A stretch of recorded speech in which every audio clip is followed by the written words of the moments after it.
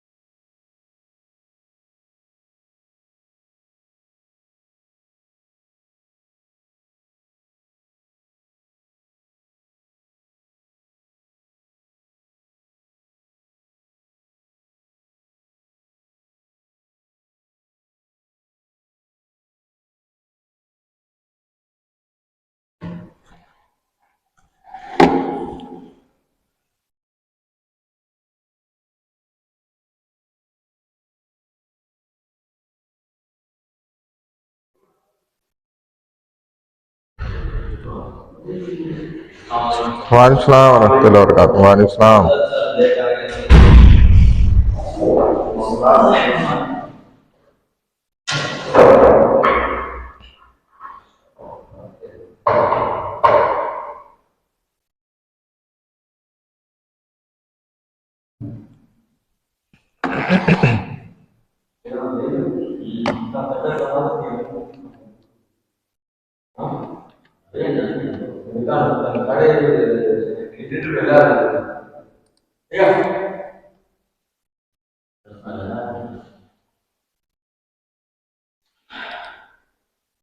अच्छा जी, बिस्मिल्लाहिर्रहमानिर्रहीम। अटेंडेंस कर लेते हैं फिर।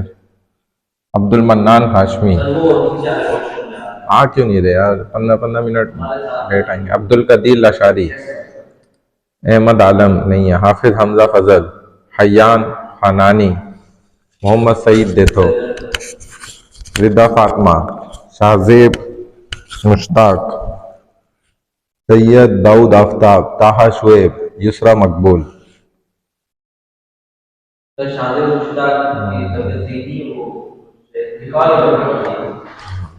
अच्छा, हाँ सही है। क्या हुआ इसको आँख पर?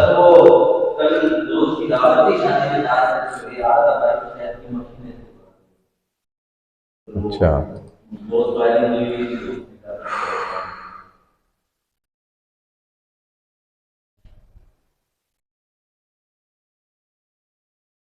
अच्छा जी। अल्हम्दुलिल्लाह वहदा वस्सलातु वस्सलामु अला मन ला नबिय्य बअद, अम्मा बाद। अऊज़ु बिल्लाहि मिनश शैतानिर रजीम। बिस्मिल्लाहिर रहमानिर रहीम। हम्दन कसीरन तय्यिबन मुबारकन फी। रब्बि इश्रह ली सदरी व यस्सिर ली अमरी वहलुल उक़दतम मिन लिसानी यफ़क़हू क़ौली। रब्बि यस्सिर वला तुअस्सिर व तम्मिम बिल खैर व बिका नस्तईन। या फत्ताहु या फत्ताहु या फत्ताह। तकाफुल इंश्योरेंस जो है ये फाइनल एग्ज़ाम के लिए बहुत ज़्यादा इम्पोर्टेंट होता है और इसी के मुतालिक आज हम लोग बात करते हैं। तकाफुल जो इंश्योरेंस का एक दूसरा नाम है ना, किसको कहा जाता है, और इस्लामिक शरिया लॉज के हिसाब से जो है तकाफुल की कंप्लीट डेफिनेशन क्या है और इसका प्रोसीजर कंप्लीट क्या है। देखें, तकाफुल जो है ये आ, असल में कहा जाता है is a type of Islamic insurance where in members contribute money into a pool system to guarantee each other against loss or damage. Takaful branded insurance is based on Sharia or Islamic religious law, which explains how individuals are responsible to cooperate and protect one another. ये takaful एक इस्लामी बीमा policy है, जिसको बीमा policy भी कहा जाता है, इंश्योरेंस भी कहते हैं। ये असल में एक ऐसा तरीका है कि जिसके मुताबिक दूसरों के नुकसान को बचाया जा सके। शरिया के मुताबिक। हाँ, पहले तो एक जनरली इंश्योरेंस समझ लें वो क्या है ना, तो बस इसका मकसद ये होता है इंश्योर करने का किसी भी चीज को कि नुकसान से बचाना उसको, यानी कि उसकी हिफाजत करना, या जितने इंसान हैं, लोग हैं, उसके अंदर शामिल हैं, उनका कंट्रीब्यूशन है, तो उनका भी लॉस होने से उस लॉस को जो है बचाना। जितने भी मेंबर हैं वो एक दूसरे के नुकसान को बचाएंगे, बचत करेंगे। तो उस नुकसान को बचाने का दूसरा नाम जो है वो इंश्योरेंस है जनरली, जो कन्वेंशनल बैंक के अंदर इम्प्लीमेंट इस वक्त जारी है, चल रही है। इस्लामिक बैंक ने उसको तकाफुल का नाम दिया है और इस्लामिक लॉस के हिसाब से, कवानीन के मुताबिक उसको बनाया है। तो किस तरह बनाए वही चीज यहाँ पर इंशाल्लाह आपको समझाएंगे। असल जो मकसद है तकाफुल का वो समझ लें कि हर मेंबर दूसरे को नुकसान से बचाना चाहता है, क्योंकि इंसान चाहता है कि उसका नुकसान ना हो। तो इसके लिए एक स्ट्रक्चर क्या बनाते हैं, एक तरीकेकार क्या होता है, वो ये होता है कि एक पूल ऐसा बनाया जाता है, उसको मनी पूल कहते हैं। यानी कि पैसों का ना कोई भी एक जगह जिसके अंदर पैसे डाले जाएं, उसको मनी पूल कहा जाता है। उस मनी पूल सिस्टम के अंदर क्या होता है तरीका के मुख्तलिफ लोग अपने पैसे डालते हैं, यानी कि इन्वेस्ट करते हैं, रख देते हैं, और उसके जरिए से हर एक का अगर खुदा न खास्ता किसी कंडीशन में नुकसान भी होता है तो उस पैसे से उसके नुकसान को पूरा किया जाता है।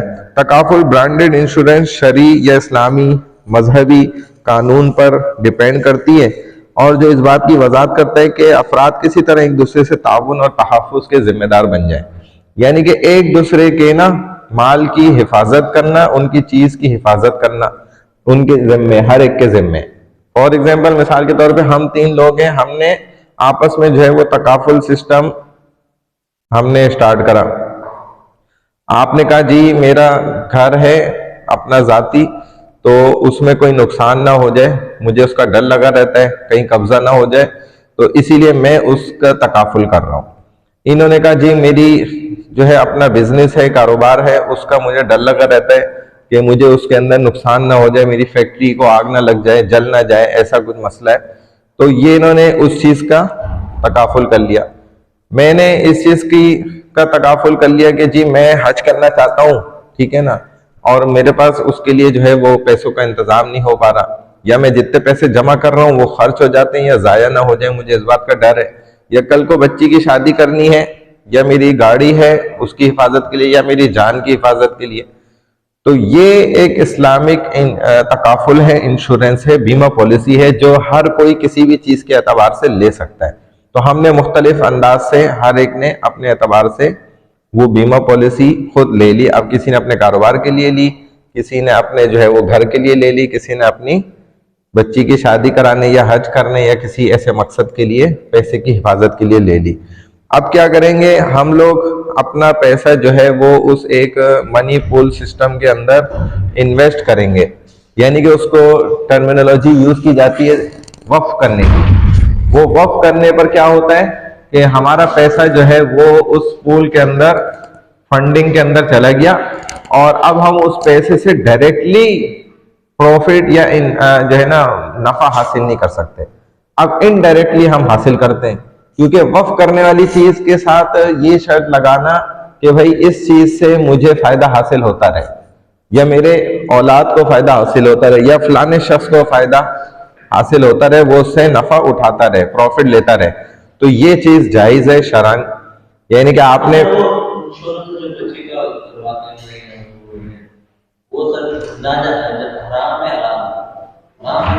हाँ वो होता तो गलत ही है, लेकिन पहले इस सिस्टम को पूरा समझो A to Z कंप्लीट। वालेकुम सलाम व रहमतुल्लाहि व बरकातहू। A to Z आप सिस्टम को समझो कि ये सिस्टम बनता कैसे है ना।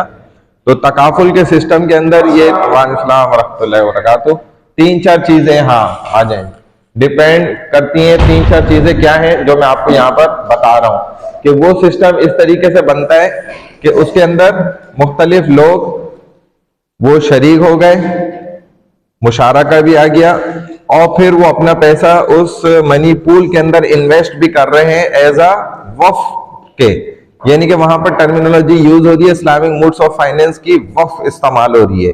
और वफ शराइत के साथ विद रिक्वायरमेंट्स। वो शर्त क्या है, जब आप देखें कोई चीज वफ करते हैं ना, तो कंप्लीट वफ करते हैं या इनकम्प्लीट करते हैं। वफ की ये दो टाइप्स आप पढ़ चुके हैं स्टार्ट में, बिफोर मिड आपको बताई थी। वफ कंप्लीट क्या होता है कि आपने मुकम्मल वो चीज अपनी मिल्कियत से भी आउट कर दी, यानी कि अल्लाह के नाम पर दे दी, और उससे होने वाला फायदा नुकसान वो भी अल्लाह के वास्ते आपने वफ कर दिया कि भाई लोग इससे फायदा उठाते रहे, अल्लाह के लिए मुझे इसका अजर सवाब बस मिलता रहे, नेकी कर दी है मैंने। तो ये कंप्लीट वक्फ है जो आपकी ऑनरशिप से भी निकल गई। इनकम्प्लीट क्या है कि आपने अपनी ऑनरशिप के अंदर वो जगह रखी, वो चीज रखी, यानी आपकी मिल्कियत है, लेकिन आपने उसके बेनिफिट्स दूसरों के हवाले कर, यानी कि लोग भाई ये मैंने कुआं खुदवा दिया है, ये मैंने पानी की जो है ना वो टैंकी लगवा दी है, ये मैंने मस्जिद बनवा दी है, जगह मेरी है, मेरे ही नाम पर है, लेकिन लोग इसमें इबादत करते रहे, इस कुएं से फायदा उठाते रहे, ठंडा पानी पीते रहे। तो अब क्या है, ये इनकम्प्लीट वक्फ है। करी तो इसने वक्फ कर दिया अल्लाह की राह में, लोगों को इस्लाही, लोगों के फलाह के लिए इसने फायदे के लिए वो जगह दे दी, चीज दे दी, लेकिन है इसके मिल्कियत के अंदर ही, तो ये इनकम्प्लीट वक्फ है।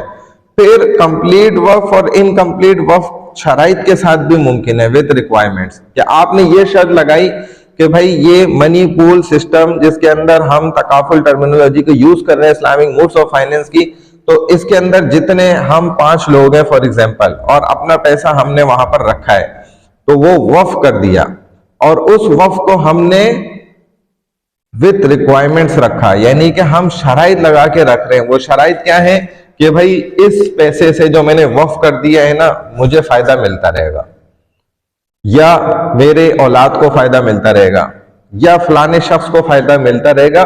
ये शराइत लगाना शरन क्या है, जायज है और दुरुस्त है। तो इन शराइत के साथ जब आप अपना पैसा किसी ऐसे सिस्टम के अंदर रख देते हैं जहां से आप अपने नुकसान को पूरा करना चाहते हैं या अपने माल की हिफाजत करना चाहते हैं किसी भी चीज की, तो ये क्या कहलाता है, तकाफुल। इसी को इंश्योरेंस कहा जाता है। जनरली इंश्योरेंस क्या है, जो कन्वेंशनल बैंक के अंदर एक जमाने से इम्प्लीमेंट है, चला आ रहा है, वो मैंने शुरू में बताया। वो क्या बताया, मैंने रिपीट कर रहा हूं कि अपने नुकसान की जमानत उठा लेना।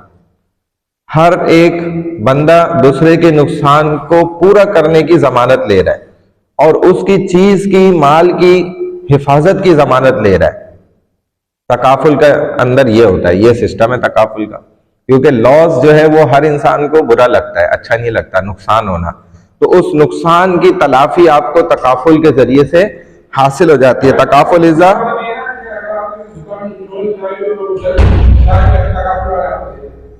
सारे तो नहीं देते, लेकिन कुछ परसेंटेज होता है जो उन्होंने आपके साथ मुआहिदा किया होता है एग्रीमेंट के अंदर।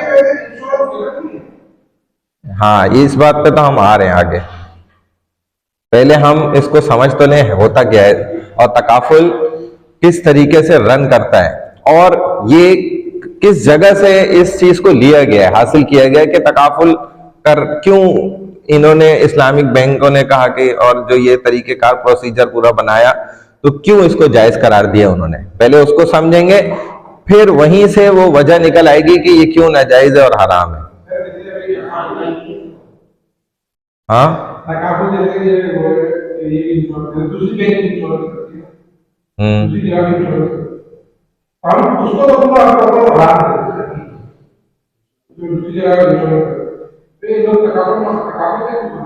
हाँ, मैं उस तरफ आ रहा हूं आहिस्ता आहिस्ता, ठीक है। तो समझें इसको। तकाफुल क्या है, नुकसान की सूरत में उसका ऑल्टरनेट, यानी कि आपको मुआवजा हासिल हो जाता है या उसकी अदायगी मिल जाती है। ऐसा एक कोऑपरेटिव निजाम है। ये एक बीमा पॉलिसी है इस्लामी या शरीयत के मुताबिक, जो ऑल्टरनेट स्ट्रक्चर उसको कहा जा सकता है, जिसमें रिबा और गरर जो है ना ये शामिल नहीं है, नहीं है। जो इन्होंने इस्लामी तकाफुल को डिस्क्राइब किया है उनका कहना ऐसा है, ठीक है ना, कि इसके अंदर सूद नहीं है और इसके अंदर गरर यानी कि धोखेबाजी भी नहीं है। बिल्कुल क्लियर कट आपने अपना पैसा मनी पूल सिस्टम के अंदर इन्वेस्ट कर दिया एज अ वफ, ठीक है, और इस रिक्वायरमेंट्स के साथ, इन शराइत के साथ किया कि मैं इससे प्रॉफिट यानी कि नफा हासिल करता रहूंगा और मेरा नुकसान का की तलाफी जो है ना, ये जितने दूसरे लोग मेरे साथ शामिल हैं इस पैसे के इन्वेस्टमेंट के अंदर, वो मेरे नुकसान की तलाफी करेंगे। बात समझ आ रही है? हाँ, यानी कि होगा, इधर तो यही लिखा हुआ है कि होगा, ठीक है। ये हम बात कर रहे हैं जो कन्वेंशनल बैंक के हिसाब से।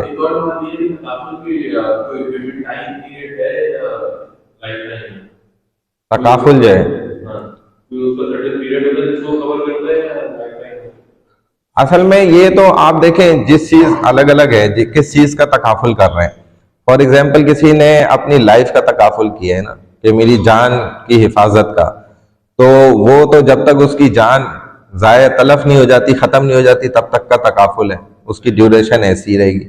अगर किसी ने अपने कारोबार का, बिजनेस का किया है, तो उसके बिजनेस का उसने जितने अरसे जमाने तक की पॉलिसी ली है, हासिल की है, उस वक्त तक के लिए होगा, ठीक है ना। हाँ,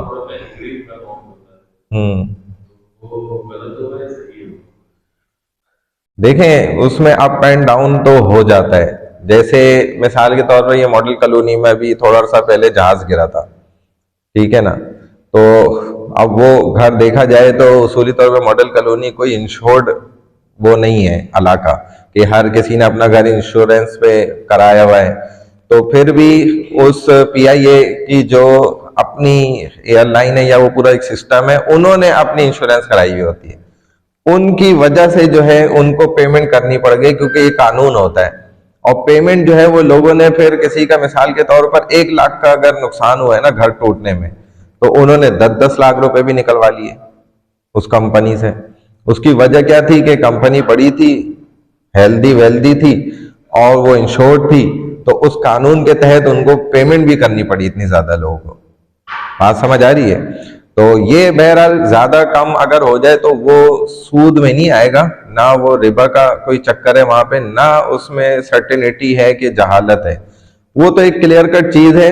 उसूली तौर पे होना यही चाहिए कि जितना नुकसान हुआ उसी की तलाफी होनी चाहिए, और जो जानबूझकर नुकसान करके करते हैं हासिल पैसा, वो तो वैसे ही गुनाह और हराम है, चाहे वो इस्लामिक इंश्योरेंस भी उन्होंने कराया हुआ।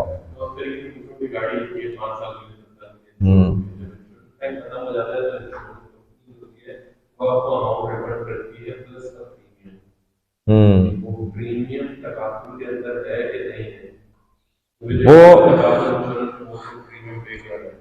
हाँ, वैसे कानूनन जो है ना देखा जाए इस्लामी शरिया लॉज के हिसाब से, तो वो प्रीमियम मनी जो है वो दुरुस्त नहीं होती है, क्योंकि आपने अपनी चीज की एक तरह से समझ लें कि उजरत पर जो है ना आप उसकी हिफाजत की जमानत ले रहे हैं, उसकी आप पेमेंट दे रहे हैं मंथली वाइज या जैसे भी आपने उनसे सेट कर लिया है।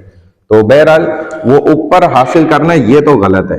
अब आगे देखें, इस पर जो ये फतवा है ना वो यहाँ पर मेंशन किया है, जो मिजान कफाला इसके मुताबिक जो है अमल कर रहा होता है। ये आपकी तालीम के लिए भी कफालत का मामला इस्तेमाल करता है, आपकी बच्ची की शादी है या आपने हज करना है, इसी तरह आप रिटायरमेंट पर जो है कोई सेविंग हासिल करना चाहते हैं उसके लिए भी है, और उसके अलावा भी आप कोई अपना गोल अचीव करना चाहते हैं, कोई बड़ा आपका मकसद है जो कि पैसे से रिलेटेड है, उसको भी हासिल करने के लिए इसको इस्तेमाल किया जा सकता है। रब्बुल माल कौन होता है? जिसने पैसा इन्वेस्ट किया है, ठीक है, और मुजारिब कौन होगा? जो उसके लिए मेहनत कर रहा होता है। आपने पढ़ा है ना मुजारबा के अंदर, ठीक है। और जो पैसा इन्वेस्ट किए यहाँ पर वो समन एज अ वक्फ होगा। मनी पूल के अंदर जो पैसा आपने रखा है वक्फ की कंडीशन के साथ, वो क्या कहलाएगा? समन एज अ वक्फ कहलाएगा, यानी कि वो पैसा आपने वक्फ की सूरत में रखा है। ये बहरहाल तकीफानी साहब के साहिबजादे का इस पर सिग्नेचर भी हुआ है। मीजान कफाला क्या होता है इसको समझ लो। ये एक तकाफुल इस्लामिक इंश्योरेंस प्लान है जिसके जरिए ना जितने भी कस्टमर हैं, सार्फिन हैं, वो अपने मुस्तकबिल के, फ्यूचर के ना प्लान्स को बना लेते हैं। जैसे कि अपने बच्चे की तालीम है, हज करना है, शादी करनी है, बुढ़ापे की मनसूबाबंदी वगैरह के लिए, ये सब कुछ के लिए वो बचत कर रहे होते हैं। मीजान कफाला किसी भी वक्त आसानी से सरमाया बाहर निकालने का ऑप्शन साथ साथ देता है। ये शरीयत के ऐन मुताबिक है। इनका कहना ऐसा है कि ये उसका ऑल्टरनेट है, मुतबादिल है। और मंसूबे इसके अंदर कम से कम 2000 रुपए मंथली से स्टार्ट होते हैं। 3 साल से 15 साल तक के लिए, वो जो आप टाइम ड्यूरेशन पूछ रहे थे। इसी तरह जो पेमेंट है उसकी सहूलत माहाना सहमाई, ठीक है, सालाना यकमुश रकम भी है। तकाफुल कंपनी के जरिए मुसलसल तहफ़्फ़ुज़ हासिल होता है, यानी कि सिक्योर रहती है आपकी चीज। माहाना मुनाफे की आपके कफाला प्लान में दोबारा सरमायाकारी कर दी जाती है, यानी कि ऑटोमेटिकली वो सिस्टम रिसाइकलिंग चलता रहेगा। आपने जो पेमेंट करी है वो फिर ये वाला एग्रीमेंट कंप्लीट होते ही ऑटोमेटिकली दोबारा आपका वो पैसा जो है आगे इन्वेस्ट कर दिया जाता है। क्योंकि बैंक जो है ना, ये मिजान बैंक या इस्लामिक बैंक, ये आपके वो वक्फ पूल में रखे हुए पैसे को सिर्फ रखा नहीं रहने देते बल्कि आगे इन्वेस्ट भी करते हैं। इसीलिए मुजारिब की टर्मिनोलॉजी भी यूज हो रही है। मुजारब रब्बुल माल, कि जिसने पैसा इन्वेस्ट करा है, यहाँ पर बैंक मुजारिब बन जाता है, यानी कि वो काम कर रहा होता है, उसका अपना पैसा नहीं होता। इसी तरह सरमाया निकालना नहायत आसान है। वक्त से पहले सरमायाकारी निकालने की सूरत में कोई अलावा पोशीदा चार्जेस नहीं है। सारिफ की सहूलत के हिसाब से प्लान हासिल किया जा सकता है। मुफ्त इंटरनेट बैंकिंग ऑनलाइन के जरिए आप अपनी सारी प्रोग्रेस भी देख सकते हैं। तकाफुल ज्यादा से ज्यादा जो तहफ़्फ़ुज़ है ये 15 मिलियन रुपए का है, और साथ ही प्लान की पूरी मुद्दत में इजाफी 100% एक्सीडेंटल डेथ बेनिफिट भी हासिल है। एक्सीडेंटल डेथ बेनिफिट के मौके पर कम से कम 5 लाख रुपए की कवरेज सिस्टम है। किसी हादसे या बीमारी की वजह से परमानेंट टोटल डिसेबिलिटी वाले अफराद के लिए 100% कवरेज है। ऐसे ही बैंक की सवाबदीद पर वकाला फीस प्लान की मुद्दत के 3 या उससे ज्यादा साल के बाद खत्म भी की जा सकती है। होता क्या है कि बैंक जो है ना, वो इस काम के लिए एज अ वकील बाज दफा खुद भी बन जाता है और बाज दफा वो हायर भी करता है, क्योंकि इसमें डॉक्यूमेंटेशन के बड़े मामलात होते हैं और वो थोड़ा सा पेचीदा मामलात भी होते हैं, ठीक है ना, इस लेवल के होते हैं। उसके लिए उनको बाज दफा वकील भी हायर करने पड़ते हैं। तो उसकी भी जो फीस होगी ना, वो इतना साल तक, 3 साल से जो है ना लेकर तकरीबन, जो यहाँ इन्होंने आपको बताया है कि ज्यादा से ज्यादा 3 या उससे ज्यादा साल तक भी वो आपसे हासिल की जाती है उन्हीं इन्वेस्टर से जिन्होंने पूल मनी पूल सिस्टम के अंदर अपना पैसा वक्फ की टर्मिनोलॉजी के साथ रखा है, और उसके बाद वो उसको माफ भी कर देते हैं। ये भी होता है। वाहिद मिल्कियत और मुश्तरका अकाउंट होल्डर भी कफाला अकाउंट खोल सकते हैं, जो इंडिविजुअल्स जिनके अकाउंट होते हैं।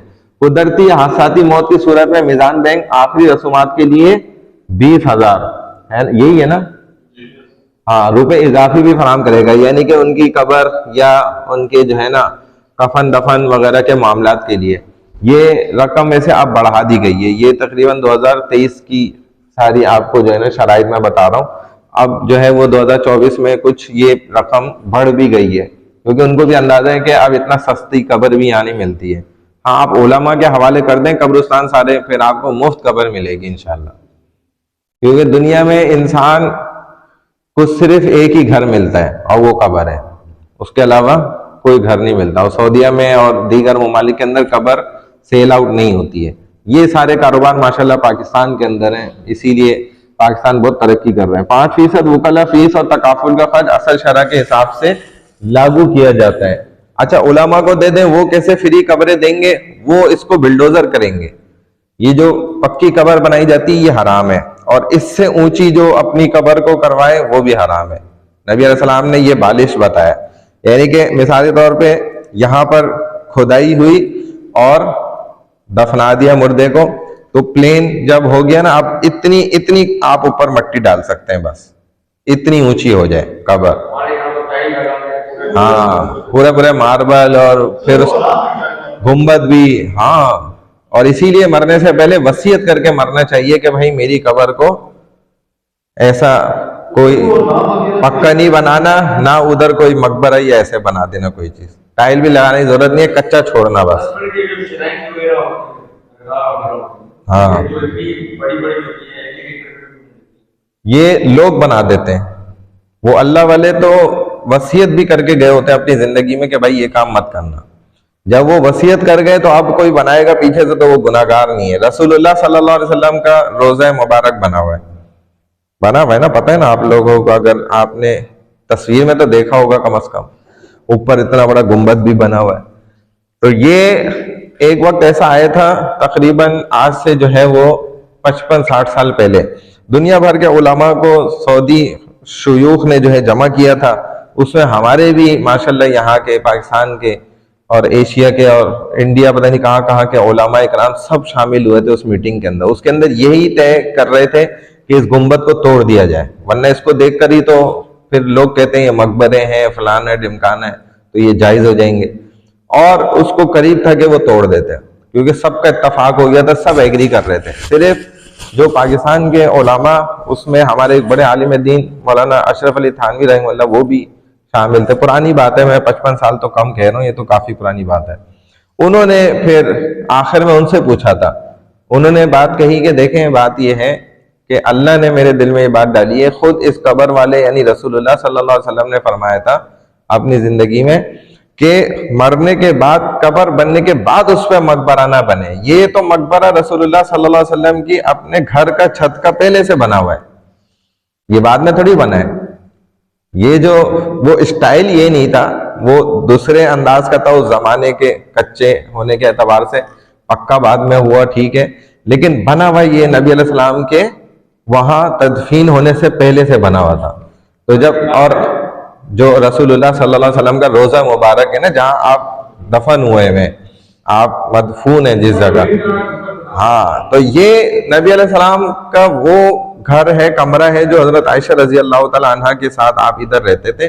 और नबी का, आपके विसाल से पहले भी सहाबा ने पूछा था, तो आपने बतलाया था कि जब नबी का इंतकाल होता है, वो मर जाते हैं, तो विसाल होने पर उनको उनके घर की जगह पे ही दफन कर दिया जाता है, यानी उनके लिए कब्रिस्तान नहीं उनको लेकर जाया जाता है या अलग किसी जगह पे, उनका जिस जगह पे इंतकाल होता है वहीं पे उनको दफन करें। तो नबी अलैहिस्सलाम की वो बात सहाबा को याद थी, जब आपकी जो है वो विसाल हुआ तो सहाबा ने फिर वहीं पर ही आपका इंतजाम किया, कब्र घर के अंदर ही बनी। और उसके साथ सिर्फ इतनी जगह थी, दो ही सहाबा को मौका मिला दफन होने का, एक हजरत अबू बकर सिद्दीक रजी अल्लाह तआला अन्हु आपके साथ लेटे हुए, और दूसरे हजरत उमर रजी अल्लाह तआला अन्हु लेटे हुए। बात समझ गए? तो बहरहाल अब कफाला प्रोडक्ट्स क्या हैं, ये सारी हैं जो आपको बताई हुई पीछे, आगे देखो। हाँ, क्या कह रहे हैं? अच्छा, ये कैसे काम करता है? मीज़ान कफाला एक रिकरिंग डिपॉजिट प्लान है, जहां आप बतौर सारिफ अपना हिस्सा बाकायदगी से अदा करेंगे, बैंक आपकी जमा करदा रकम पर मुनाफा अदा करेगा, जबकि तकाफुल पार्टनर तकाफुल कवर फराहम करेगा। इसके लिए मुनाफा की तकसीम का तनासुब भी है। वेटेजेस मई 2023 के महीने के लिए होंगे और मुनाफा की शरह अप्रैल 2023 के महीने के लिए होगी। वक्त से पहले उसको आप कैंसिल भी कर सकते हैं, क्लेम का भी तरीकेकार है, और डेथ बेनिफिट भी इसमें मौजूद होता है, यानी कि इंतकाल हो जाने की कंडीशन में। एज 18 से 55 साल की उम्र के तमाम अफराद ये कवरेज हासिल कर सकते हैं मेच्योरिटी तक। ज्यादा से ज्यादा उम्र जो है वो 60 साल है, उसके बाद ये कहते हैं कि बंदा वैसे ही तय हो जाता है, तो उसके बाद तो ये हम पॉलिसी उसको देना नुकसान है हमारा। अब ये चीज देखें, पॉइंट सही नहीं है, ये गलत है, ये तो बिजनेस हो गया ना। दूसरा, दरकार इब्तदाई सरमायाकारी सिर्फ 2000 रुपए है। इसी तरह कम अज कम सरमायाकारी जो है वो 24,000 रुपए सालाना, और 2000 जाहिर मंथली हो जाएगी, तो वो इस तरह बन जाएगी। मीज़ान कफाला मुजारबा और वकाला के बुनियादी मुआहिदों पर काम करता है। वो किस तरह? जैसा मैंने आपको शुरू में बताया, देखो एक मनी पूल है सिस्टम, उसके अंदर हम 10 लोगों ने पैसा इन्वेस्ट करा, तो एज अ वक्फ इन्वेस्ट करेंगे। जब हमने वक्फ कर दिया तो मीज़ान कफाला के अंदर भी जब लोगों ने अपना पैसा रखवा दिया, तो मुजारबा की टर्मिनोलॉजी यूज होगी, बैंक मुजारिब बन जाएगा और आगे उस पैसे को इस्तेमाल करेगा, उससे प्रॉफिट कमाएगा, अपना भी हिस्सा निकालेगा, आपका भी। और बैंक वकाला के एतबार से भी काम करेगा। वकील क्या होता है कि आपके पास जो इख्तियार हासिल हैं, आपके पास जो पावर्स हैं, वो ही कंप्लीट आपने पूरी पावर अपने वकील को दे दी कि भाई आप मेरे पैसे के मालिक हैं गोया, ठीक है ना, मैं अब मालिक नहीं हूं, मेरी सारी पावर्स आपको कन्वर्ट हो गई हैं। तो वो वकाला का भी जो है ना काम कर रहा होता है। मुजारबा में सारिफ की तरफ से जमा करदा फंड एक डिपॉजिट पूल के लिए मुख्तस किए जाते हैं, जिनकी सरमायाकारी इस्लामी तरीकों में सख्ती से की जाती है। इसी तरह वकाला के मुआहदे के तहत सारिफ इस बात से इत्तेफाक करता है कि वो मीजान बैंक के तकाफुल और कवरेज की अदायगी में अपना वकील एजेंट मुकर्रर कर रहा है, जबकि बैंक बतौर कलेक्टिंग एजेंट अपना किरदार अदा करता है और तकाफुल कवरेज पर आने वाले अखराजात के लिए सारिफ से रकम वसूल करता है। इसके साथ साथ वकाला फीस भी चार्ज करता है। वकाला फीस वकाला मुद्दत के 3 या उससे ज्यादा साल के बाद माफ भी की जा सकती है, ये ऑप्शन मौजूद होता है। जब वो देखते हैं कि अच्छा प्रॉफिट हासिल हो रहा है तो फिर फीस को इतना ज्यादा लेकर उसको नहीं हासिल किया जाता, फीस माफ भी कर दी जाती है, थोड़ा अरसे तक तो ली जाती है, कम से कम 3 साल तक, ठीक है। तो एक वो रनिंग में आ जाती है ना चीज, फिर वो माफ हो जाती है। तकाफुल अरबी जबान का वर्ड है जो कफालत से निकला है। कफालत क्या होती है? यानी कि किसी की जिम्मेदारी अपने जिम्मे ले लेना। जैसे हम कहते हैं ना कि ये बच्चे के वालिदैन का इंतकाल हो गया तो हम इसके कफील बन गए, हमने अपनी वकालत कफालत के अंदर इसको ले लिया, यानी परवरिश में ले लिया, इसकी जिम्मेदारियां हमने उठा ली। तो ऐसे ही हर फर्द, हर सारिफ दूसरे की जिम्मेदारी उठा रहा होता है, एक तरह से जमानत दे रहा होता है उसके नुकसान की। और कफालत जमानत और देखभाल को कहते हैं। दूसरे लफ्जों में यूं समझें कि एक दूसरे का जामिन बनना या एक दूसरे की देखभाल करना मकसद है। अब तकाफुल के नजरिए पर देखें तो ये एक तबर्रो है। तबर्रो क्या कहते हैं? नेकी को। तबर्रो किसको कहा जाता है? नेकी करना।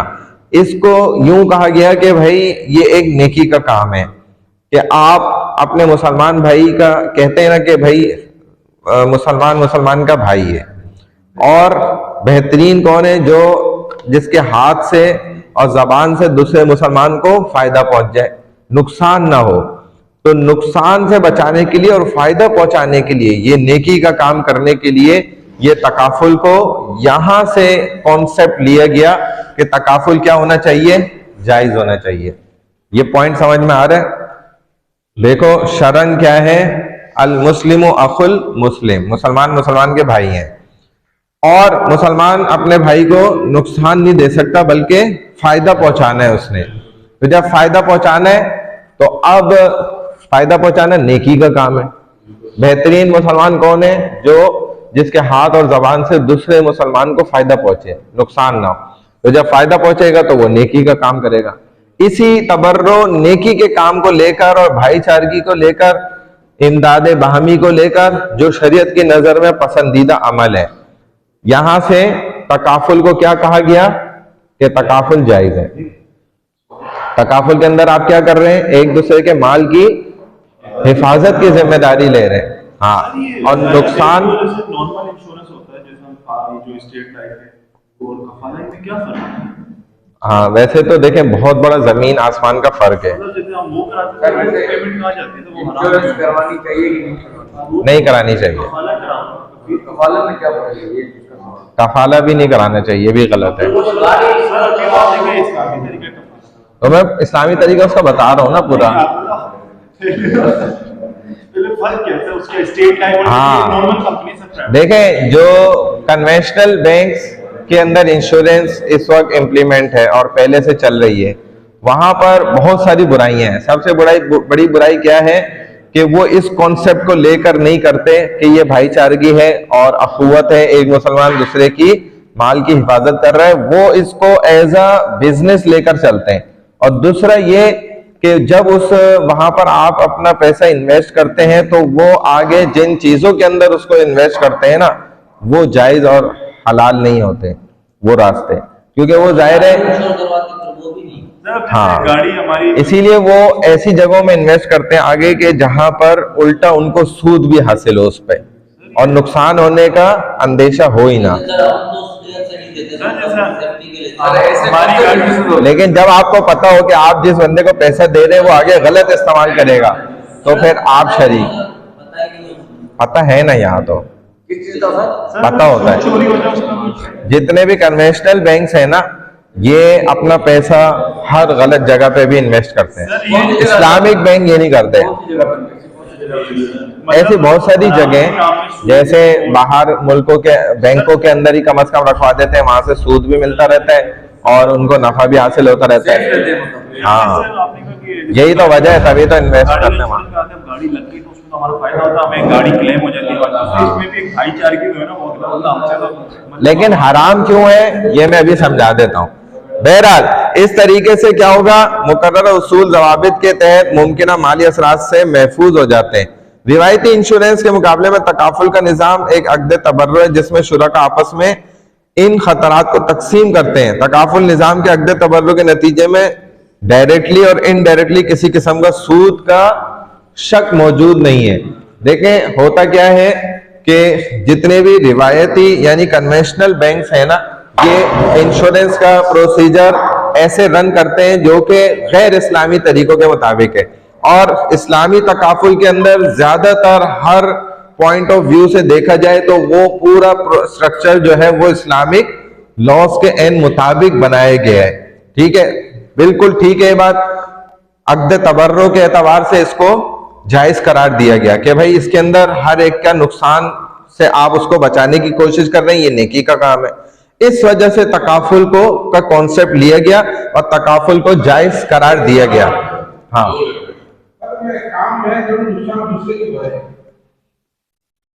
नुकसान दूसरा क्यों भरे? सिर्फ दूसरा नहीं भर रहा, आप भी अपना नुकसान भर रहे हैं खुद, कुछ पार्ट आपका भी हिस्से का शामिल है।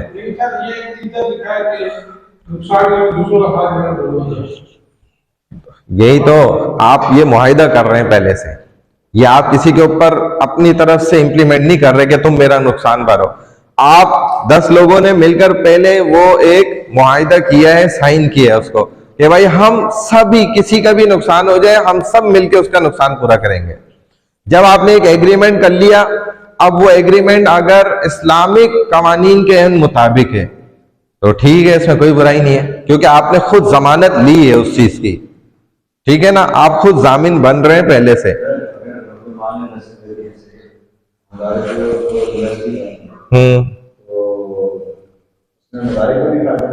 वो भी प्रॉफिट ले रहा है ना, लेगा वो भी प्रॉफिट, लॉस में भी, हाँ दोनों में वो, हाँ ना बिल्कुल।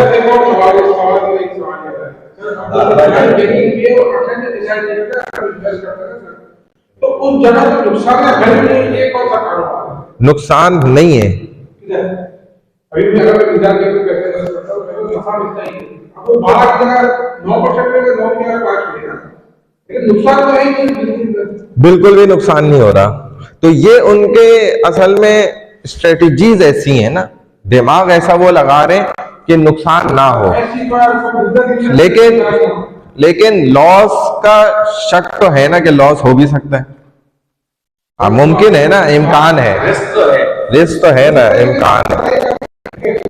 देखने में नजर नहीं आया, आपका कहना ये है कि प्रैक्टिकली रिपोर्ट तो आगे बना के कि आपने इधर इन्वेस्ट करा, इतना मुनाफा हुआ, इतना डिस्ट्रीब्यूट का, लेकिन जब देखे हर जगह तो नहीं ना, कभी कोविड में इधर इन्वेस्ट करा, कोविड में पैसा जो लोगों को पड़ेंगे बैंक, तो वो इधर कोविड में बहुत सारे, मैं इसका पॉइंट आपको समझा देता हूँ। होता ये है, असल में ये बैंक जो है ना, ये अकेले बिजनेस नहीं कर रहे हैं, इनके साथ पूरा हमारा ये रियासत का हुकूमती सिस्टम है ना, इनके साथ जुड़ा हुआ है क्योंकि उनका इसमें बहुत बड़ा प्रॉफिट है इनके साथ बिजनेस करने में। वो क्या करते हैं, बैंक जो है ये सरकार के साथ जुड़ा हुआ होता है। तो यही तो मैं, आप वही पॉइंट, उसी पॉइंट पे तो आ रहा हूँ। तो क्या होता है, जैसे कोविड में भी बहुत ज्यादा ये हुआ और भी चीजों में हुआ, आपको पता है पूरे आलमी एतबार से ना, पूरी दुनिया के एतबार से सूद के रेशो को भी सबसे ज्यादा आज तक का वो रिकॉर्ड था कोविड के अंदर जो हुआ कि 2% और 1% पे भी लेकर आ गए थे, क्योंकि उनको पता था कि वरना फिर ये इकोनॉमिकल सिस्टम ये जो हमारा है ना, ये आगे नहीं बढ़ पाएगा, ये इधर ही जाम हो जाएगा और मसले मसाइल खड़े हो जाएंगे। तो उन्होंने जानते थे कि ये सूद है ही वैसे गलत, वो भी इस बात को मानते हैं, तो उन्होंने इसको इसीलिए नीचे ले आए थे ताकि ये आगे डबल उस्ताद होता रहे, सिस्टम आगे चलता रहे। ठीक है, तो मैं जो पॉइंट की बात कर रहा था ना, वही बता रहा था कि जो ये रियासत इनके साथ जुड़ी हुई है ना, तो ये क्या करते हैं, जब भी ऐसे मौके आते हैं ना कि डाउनफॉल जाने लगते हैं या नुकसान की तरफ, लॉस की तरफ, तो इनके लिए कोई मसला नहीं है उससे निकलना, क्योंकि इनके हाथ में 2 नंबरियां सारे काम होते हैं, 2 नंबर काम।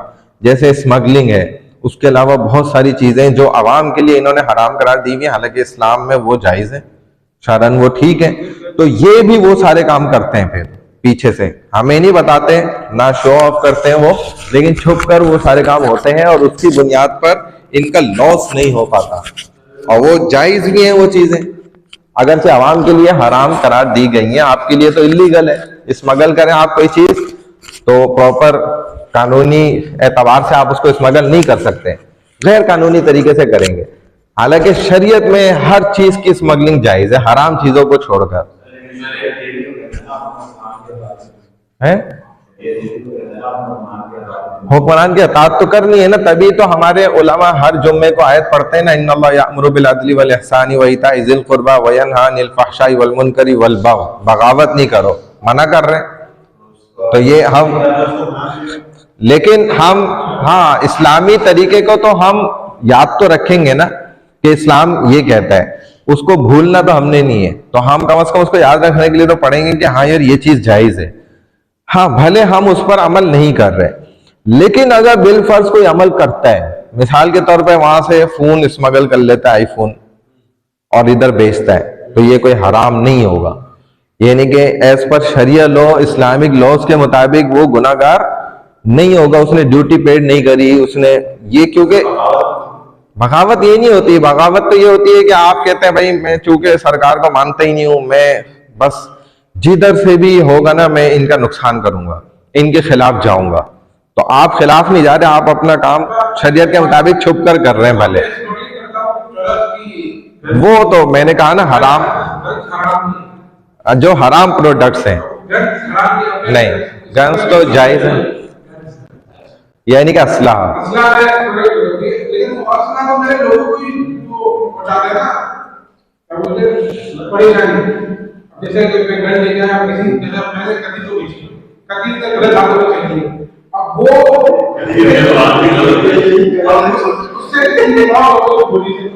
उसका क्या है, वो तो हमारी, वो आप गुनाहगार नहीं है, क्योंकि देखें ऐसी प्रोडक्ट्स, ऐसी चीजें जिनका अच्छा भी इस्तेमाल है और बुरा भी इस्तेमाल है, और आपने अच्छे इस्तेमाल की नीयत से उसका कारोबार किया है तो आपके लिए जायज है। लेकिन अगर आपने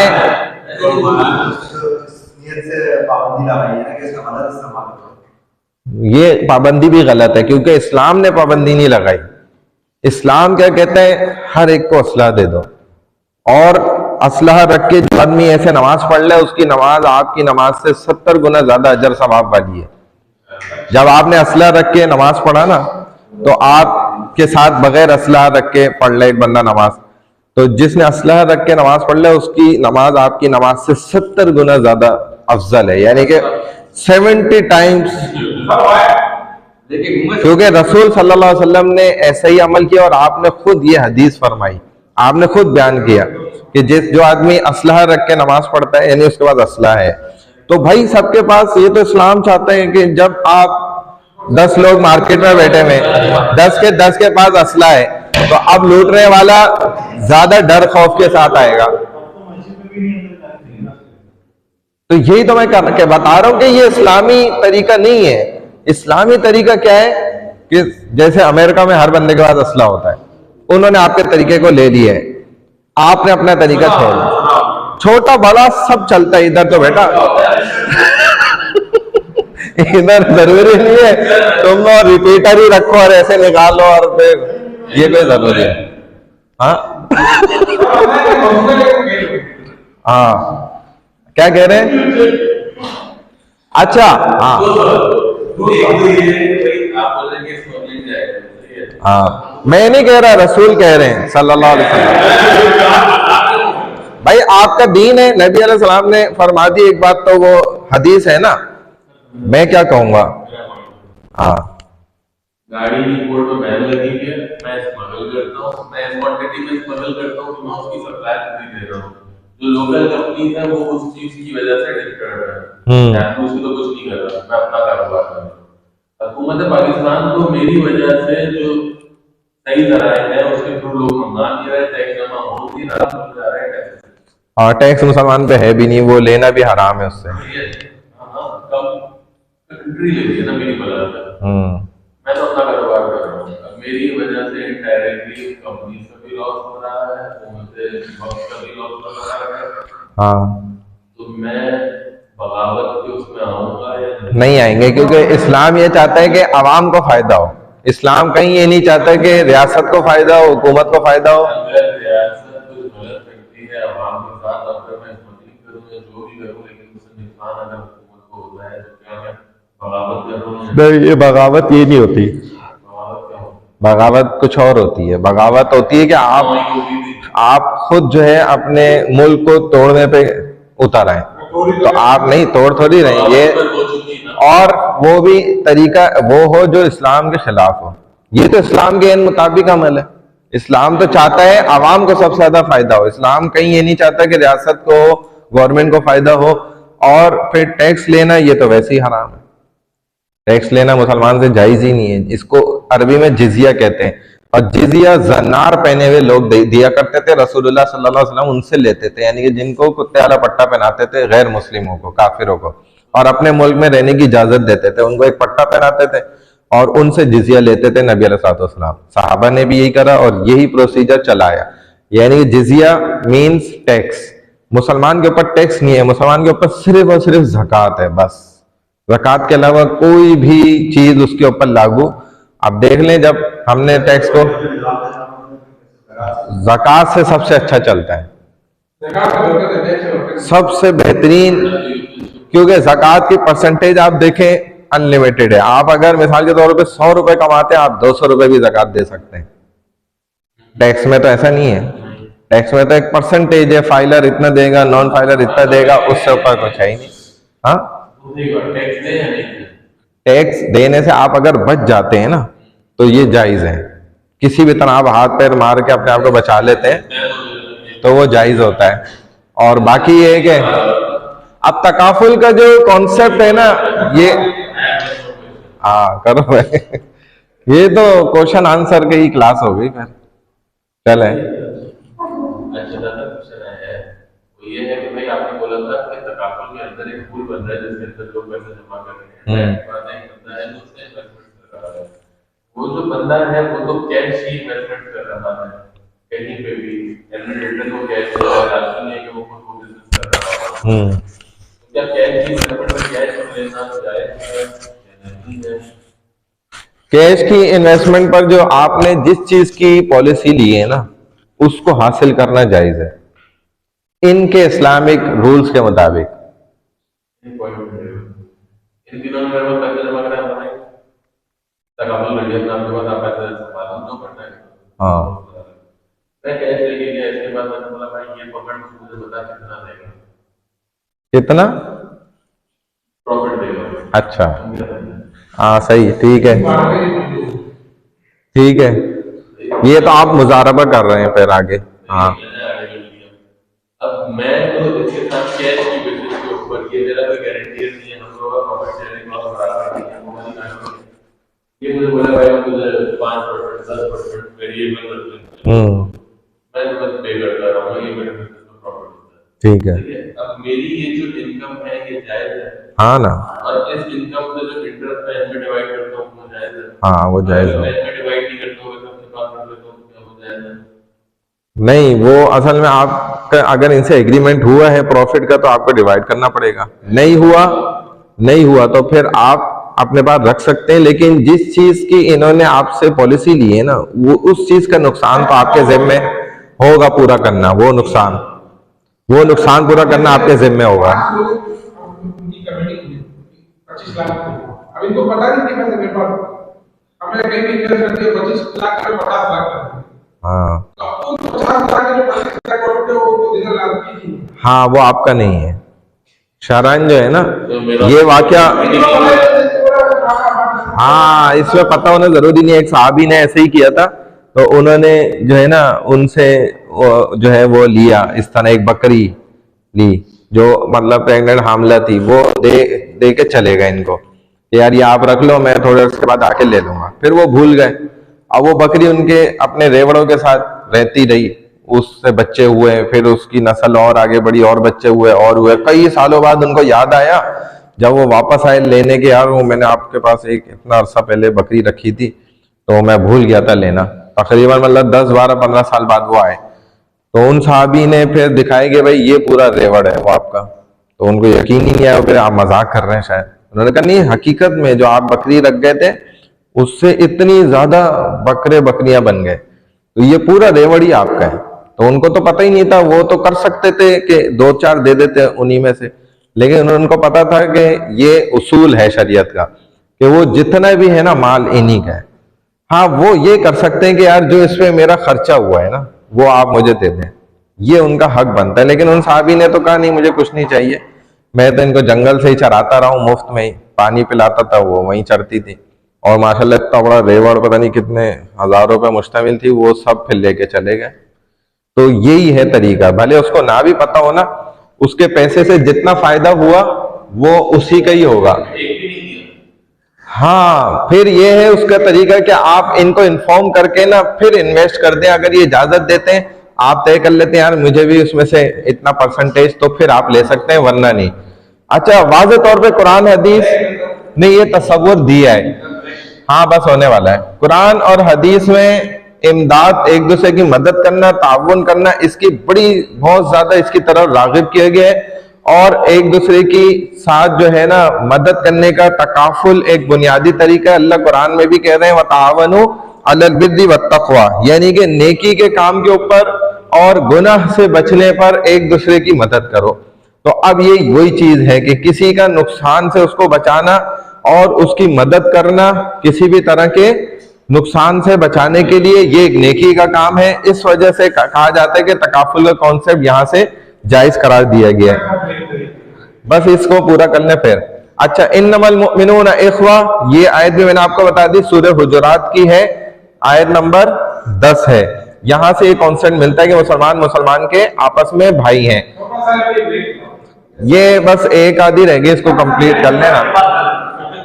अरे भाई अभी जाएंगे नमाज के लिए, कहाँ है, तो लंच कर लेना ना, अभी क्या हुआ, टाइम है। अच्छा, इस ताउन और बामी भाईचारे का तकाजा ये है कि मुसलमान एक दूसरे के साथ ताउन करें, एक दूसरे के लिए सहारा बन जाए, मुसीबत में एक दूसरे के काम भी हैं। इस्लामी तालीमात पर अमल करने से दुनिया में भाईचारा, उखुवत, हमदर्दी और बाहमी ताउन भी पैदा होता है। हाँ,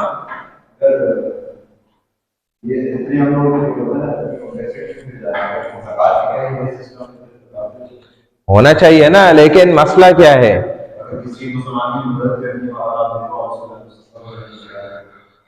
भाई यही तो बात है। असल में लोग अब ज़कात देते भी क्यों नहीं है, यही वजह है कि उनसे टैक्स इतना ले लिया जाता है, वो ज़कात देने के लिए तैयारी भी नहीं होते।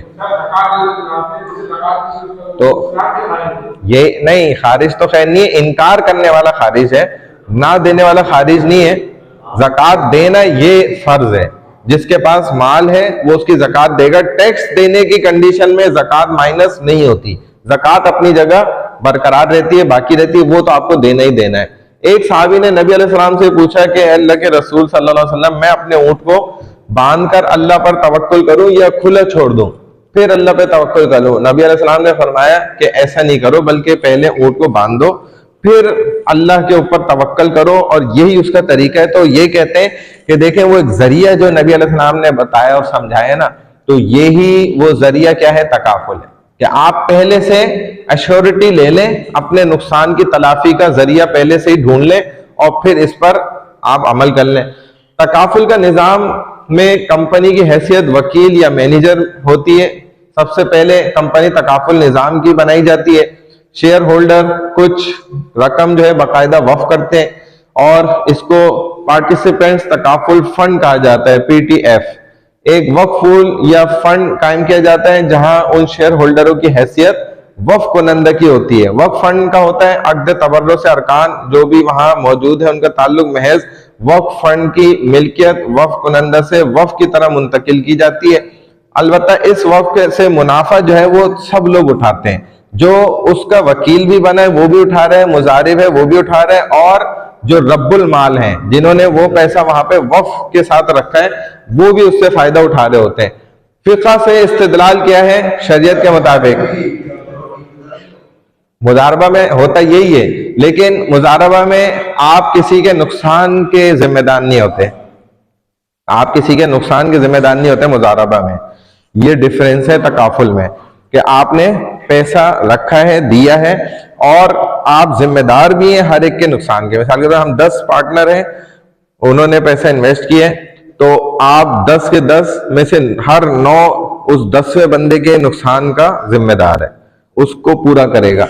फिक़्ह तकाफुल के अंदर फिक़्ह का देखिए मशहूर उसूल ये है, एक फार्मूला कि शर्तुल वाक़िफ़ी कनस्सिश शारिअ, यानी कि वक्फ करने वाले की शर्त साहिब शरीयत के फरमान की मानिंद है। साहिब शरीयत कौन होता है?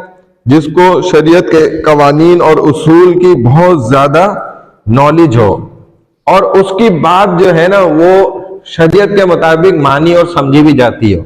यानी कि एक आलिम दीन जो इल्म दीन रखता है और वो पक्का आलिम है, पक्का इल्म उसके पास उसको हासिल है, तो जब वो कोई बात करेगा तो वो क्या होगी? ऑथेंटिक और ठोस बात होगी, वेरीफाइड बात होगी उसकी। यानी कि फॉर एग्जांपल मिसाल के तौर पे मुफ्ती तकी उस्मानी साहब कोई बात बोले तो वो बात क्या होगी? भाई हम ऐसा नहीं कहेंगे कि ये भाई किसी ऐरे गैरे ने ये बात बोली है, इनकी बात की कोई हैसियत नहीं है। उनकी बात को माना जाएगा, उनकी बात क्या होगी? समझी जाएगी, एक हुक्म का दर्जा रखेगी कि यार इन्होंने जो बात बोली है ये बिल्कुल सही बात है और होगा भी इसी तरह।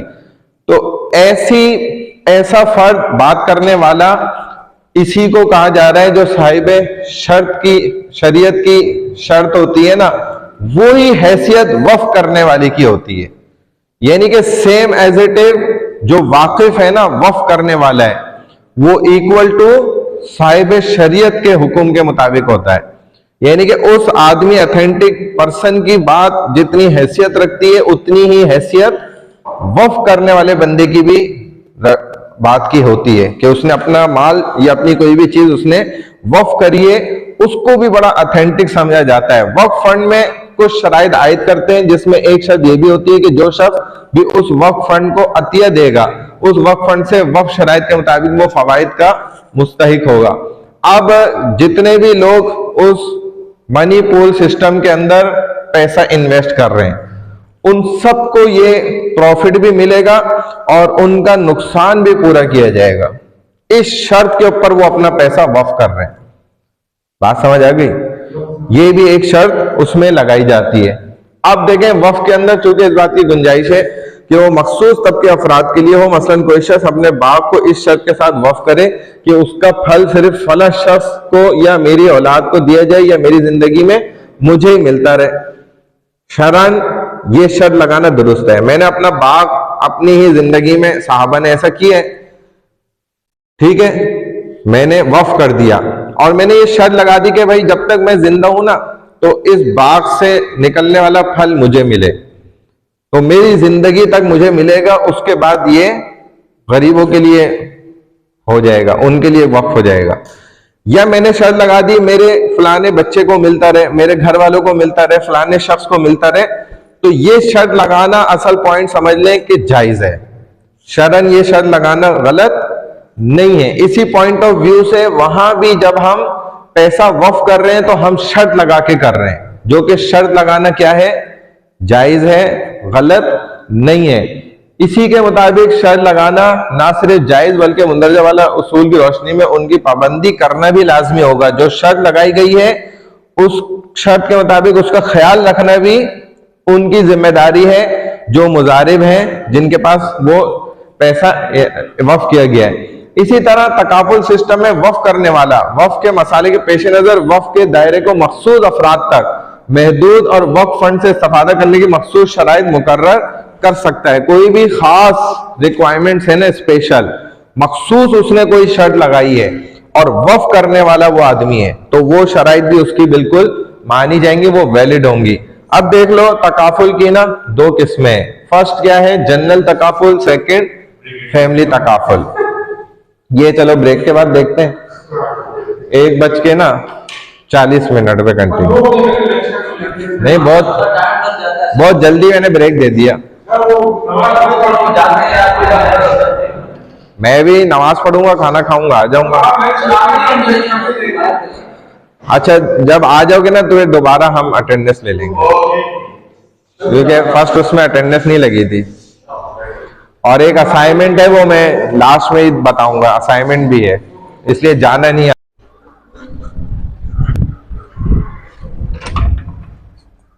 अस्सलाम वालेकुम।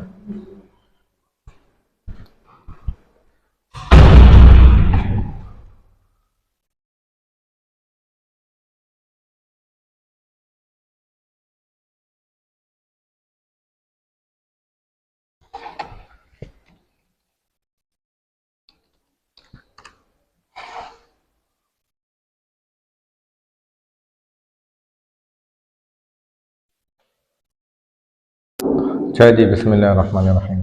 अब ये है कि तकाफुल की यहाँ पर जो टू टाइप्स है ना, एक जनरल तकाफुल है और दूसरा फैमिली तकाफुल है हमारे पास। जनरल तकाफुल किसको कहते हैं?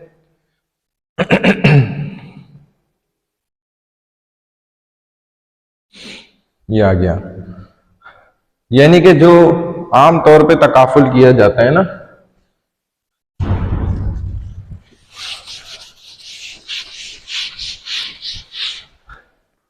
जिसमें पैसे की इंश्योरेंस कर ली जाती है। कोई हमारा बड़ा जो है वो शिपमेंट है, जहाज है या गाड़ी है, मकान वगैरह है, इनके जो भी मुमकिन खतरात होते हैं उनसे निपटने के लिए हम उसकी बीमा पॉलिसी ले लेते हैं, तकाफुल कर लेते हैं। उसकी रुकनियत फराहम उसमें की जाती है, कोई नुकसान होगा तो उसको अदा किया जाएगा। ये जनरल तकाफुल है। अगर जायदाद है जिसके लिए तकाफुल हासिल की गई है, कोई उस पर हादसा लाहक हो जाता है, वो जायदाद ज़ाया हो जाती है, कोई नुकसान हो जाता है, उसको जो है जनरल तकाफुल से पूरा किया जाता है। कंपनी उस वक्फ फंड को पीटीएफ वक्फ फंड का नाम देती है और वकाला फीस उसमें भी हासिल की जाती है। उस फंड में है वक्फ का मतलब ये है ना, जैसे आपको बताया था कि आप अपना पैसा जो है वो अल्लाह दे देते हैं किसी अच्छे काम मकसद के लिए, अच्छे काम के लिए। आमतौर पे तो वक्फ जो प्योर कहा जाता है वो तो है अल्लाह के नाम पर अपनी कोई भी चीज दे दी जाए, लेकिन यहाँ पर चूंकि हम इन्वेस्टमेंट कर रहे हैं और उससे प्रॉफिट हासिल कर रहे हैं ना, तो वो वक्फ पूल कहलाता है। उसके अंदर लोग अपना पैसा इन्वेस्ट कर रहे होते हैं। वालेकुम सलाम। अच्छा, इसके अंदर क्या होगा? फंड में भी लगा देता हूँ।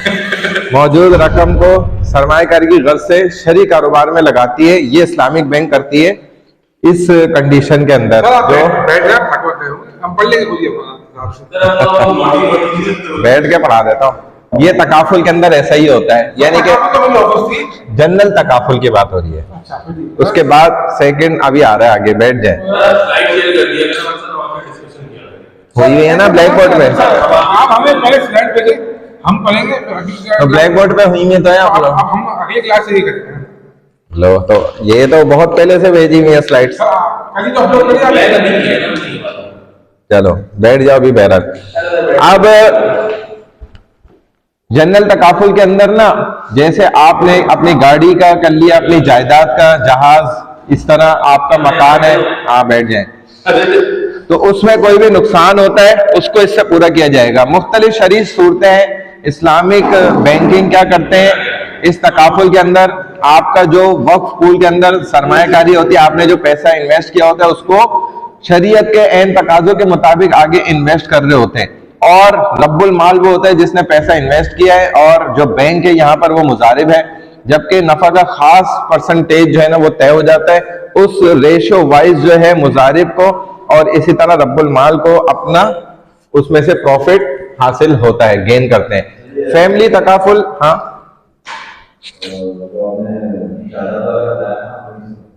जायदाद जैसे मिसाल के तौर पर जो है ना, मेरे पास 1 करोड़ रुपया है, ठीक है ना।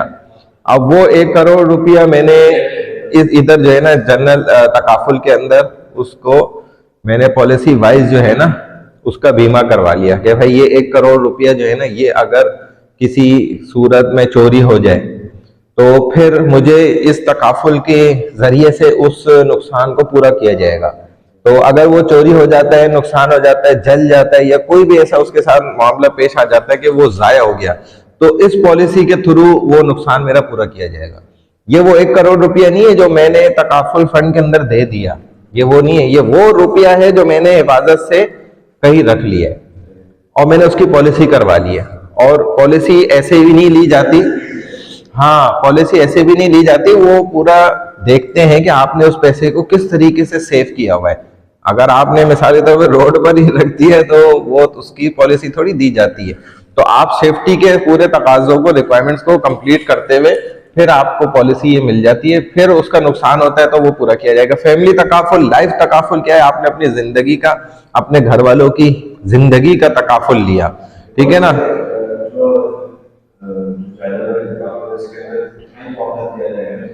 जितना लॉस होता है और जितना आपने जितने परसेंटेज अपने उस अमाउंट, कितने अमाउंट की आपने पॉलिसी ली है, ये भी देखा जाता है। मिसाल के तौर पे आपके पास 10 करोड़ है लेकिन आपने जो बीमा पॉलिसी ली हुई है 5 करोड़ की ली हुई है, तो उतना ही का नुकसान उसमें से आपका भरा जाएगा।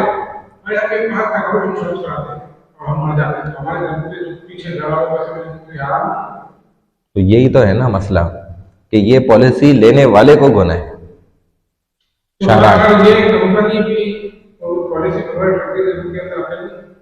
देखें, अकल तो जो है ना वो अंग्रेज के अंदर भी है, लेकिन वो भी तो कितने गलत गलत काम भी करता है। वो सबसे बड़ा गलत काम तो ये है कि वो अपनी जहन्नुम तैयार की हुई है उसने मरने के बाद।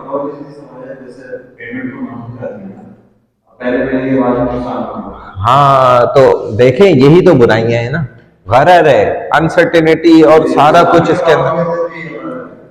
तो वहां भी ऐसे ही है, आपका भले 1 महीना हुआ हो लेकिन ये एक टाइम ड्यूरेशन देते हैं कि भाई इतने टाइम पीरियड बाद इतनी आप किस्तें जमा करा चुके हैं, उसके बाद से आपका नुकसान जो है ना वो भरा जाएगा, वरना अदरवाइज एक अब इन्होंने ये शराइत लगाना शुरू कर दी है। ये भी देखा जाए तो गैर शरई शराइत है, दुरुस्त नहीं है। तो बहरहाल उसका तहफ़्फ़ुज़ यहाँ पर दिया जाता है, आपके जान का और आपके घर वालों की भी जान का। इस जिस जरिए से ये जिस फंड से दिया जाता है उसको PIA फंड कहा जाता है, पार्टिसिपेंट इन्वेस्टमेंट अकाउंट, ठीक है, वहां से इसको ये डील करते हैं। जबकि जनरल तकाफुल में शरीक तकाफुल का PIA अकाउंट नहीं होता, वहां पर उन्होंने आपको बताया वो जनरल फंड अकाउंट जो होता है ना तकाफुल का, इसके लिए नहीं, इसके लिए तो जनरल तकाफुल फंड जो है ना वो यूज होता है, लेकिन खास फैमिली तकाफुल के लिए उसका अपना फंड बनाया जाता है, पूल सिस्टम, वहीं से उसके नुकसान को पूरा किया जाता है। मिसाल के तौर पे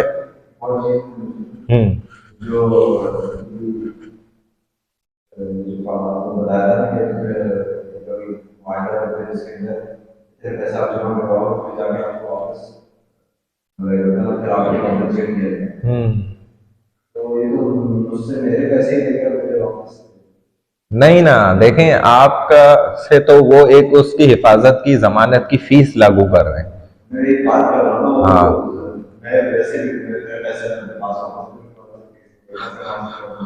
देखें वो होता ये है सिस्टम कि मिसाल के तौर पर जो जायदाद रखने वाले लोग हैं ना वो इस चीज़ को ज़्यादा अच्छे से समझते हैं कि उनकी जायदादें हैं काफ़ी ज़्यादा, अब वो उनकी देखभाल नहीं कर सकते, ठीक है ना। उनके मिसाल के तौर पे बैरिया टाउन के अंदर जो है ना 100 जगहों पे उनके पास ज़मीन है, ठीक है, अब वो उनकी निगहदाश्त नहीं कर सकते, उनको हर वक्त देख नहीं सकते, देखभाल नहीं कर सकते, वो अपने भी बिजनेस चला रहे हैं, सालों बाद उनका विजिट होगा तो वो कितनी जगहों को देख लेंगे विजिट करके भी।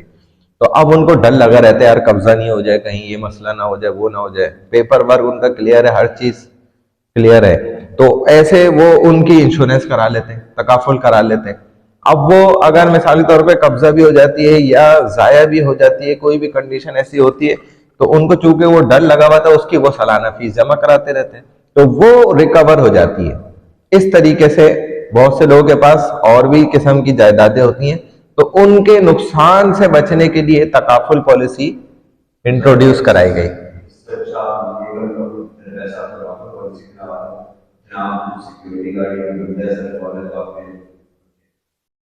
देखें, सिक्योरिटी गार्ड मिसाल के तौर पे आपने रख लिए, उसके बावजूद भी कब्जा हो गया फिर, या आपने गाड़ी की हिफाजत के लिए गाड़ी में चौकीदार भी बिठाए, फिर भी वो बिठाए, गार्ड बिठाए, एक्सीडेंट हो गए,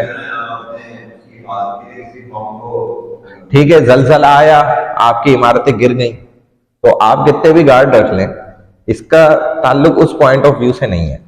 वो आप सही कह रहे हैं अपनी तरफ बात, लेकिन लोग इनको पे इस बुनियाद पर कर रहे होते हैं। अब इसका कंक्लूजन क्या है? शरीक तकाफुल की जानिब से अदा करदा जो पैसा होता है ना, जो ताउन के तौर पे वो दे रहे होते हैं, मुख्तसर ये कि वो दो तरह में तकसीम किया जाता है। रकम का कुछ हिस्सा तो तबर्रो यानी कि नेकी के तौर पर वक्फ फंड में चला जाता है, और बाकी हिस्सा वो सरमायाकारी में लगा दिया जाता है, कि यानी कि उसको आगे इन्वेस्ट कर दिया जाता है। तकाफुल तहफ़्फ़ुज़ के सिलसिले में तमाम क्लेम्स की अदायगी की जाती है। इसी तरह साल के आखिर में क्लेम वक्फ पूल से अदा किए जाते हैं, और उसमें से तमाम खर्चे जो है ना माइनस करने के बाद शरिया बोर्ड से शुराका को बच जाने वाली रकम की मंजूरी लेकर ना सरप्लस के नाम पर उनके अंदर डिस्ट्रीब्यूट किया जाता है। यानी कि सालाना एतबार से जो पैसा मुनाफे का बचा ना बाकी पीछे, वो सरप्लस अमाउंट उसको कहा जाता है, और वो डिस्ट्रीब्यूट होता है, लेकिन किसकी इजाजत हासिल कर लेने के बाद? जो शरिया बोर्ड है ना, उसकी इजाजत हासिल करने के बाद उसको तकसीम कर दिया जाता है। अब इसमें ना ये आपने एक छोटा सा मैप बनाना है। ये जो यहाँ पर ये सारा आपको बताया तकाफुल, तो किस तरीके से बनाएंगे? इसी तरह जैसे मैंने अभी यहाँ पे समझाया भी था, वो आप लोग चले गए थे, जैसे आपने इधर हेडिंग डाल दी भाई ये तकाफुल, ठीक है, और फिर इसकी आपने यहाँ पर फर्स्ट टाइप लिख दी, ऐसे यहाँ पे सेकंड टाइप, फिर इस टाइप की जो एग्जांपल्स यहाँ पर हैं वो आपने इसी तमाम स्लाइड से ही निकाल के ना, बस इतना छोटा सा आपने एक ही पेज के ऊपर सिंपल सा ये मैप बना लेना है, ठीक है ना, कोई मुश्किल नहीं है, बहुत आसान है। इससे ये होगा कि तकाफुल इंशाल्लाह आपको थोड़ा सा रट जाएगा, समझ आ जाएगा। अब ये शेयर्स देख लें, थोड़ा सा है, इसको कंप्लीट कर लेते हैं। अच्छा, शेयर्स को हम अरबिक में ना हिस्सस कहते हैं, यानी कि हिस्से। किसी एक चीज के अंदर जो है मुख्तलिफ हिस्से बना दिए जाएं और उनको खरीदा जाए, तो उसके लिए ये कैसे जायज हो सकता है कि वो उसमें पार्टनर बन जाए, वहां के शेयर्स को परचेज कर कर खरीद के? तो इसके लिए शरीयत ये कहती है कि कुछ शराइत है, अगर वो शराइत पाई जाएंगी तो आपका इन शेयर्स को खरीदना जायज होगा, अदरवाइज ये नाजायज हो जाएगा। सबसे पहले तो ये देख लें कि व्हाट इज शेयर्स। शेयर क्या चीज होती है? तो यहाँ पर आपको बता रहे हैं कि देखें भाई, शेयर एक ऐसी बड़ी रकम का हिस्सा है या जो बहुत से लोगों ने किसी एक चीज को खरीदा हुआ है, उसके हिस्से मौजूद हैं, वो क्या कहलाते हैं? शेयर्स कहलाते हैं। और जिसमें बहुत से लोग हिस्सा डाल रहे हैं, अपना कंट्रीब्यूशन कर रहे हैं, अपना हिस्सा डाल रहे हैं उसके अंदर, और वो हिस्सा इस तौर पर डाल रहे हैं कि परचेज कर रहे हैं हिस्सों को। अब इस एतबार से उसका सरमायाकार जो होगा ना, सालाना फीस का ज्यादातर हिस्सा होगा जिसको वो अदा भी कर रहे होते हैं, यानी तमाम चीजों के अंदर वो शामिल हो जाते हैं। A part of portion of a larger amount which is divided among the number of people और to which a number of people contribute. Under the proposals, investors would pay a greater share of the annual fees required. Second, annual of the equal parts into which a company capital is divided, entitling the holder to a proportion of the profit he is selling his shares in BT. यानी कि वो अपने हिस्सों को जो है आगे बेच रहे होते हैं, और किस लिए ये बेचते हैं? मुनाफा बढ़ाने के लिए। अपने शेयर्स को जितना ज्यादा से ज्यादा वो बढ़ा रहे होते हैं, उतना ज्यादा उनका मुनाफा भी उसी एतबार से बढ़ रहा होता है। शरिया order of buying and selling by stock exchange, stock exchange के जरिए से जो है ना ये शेयर्स का कारोबार किया जा रहा होता है। स्टॉक एक्सचेंज एक वो ऐसा इदारा है जो इन शेयर्स हिस्सस के खरीद और फरोख्त का तमाम मामलात कर रहा होता है, उसको आगे बढ़ा रहा होता है। ये यूं समझ लें कि उसकी एक मार्केट है, शेयर्स को खरीदने और बेचने की एक मार्केट है।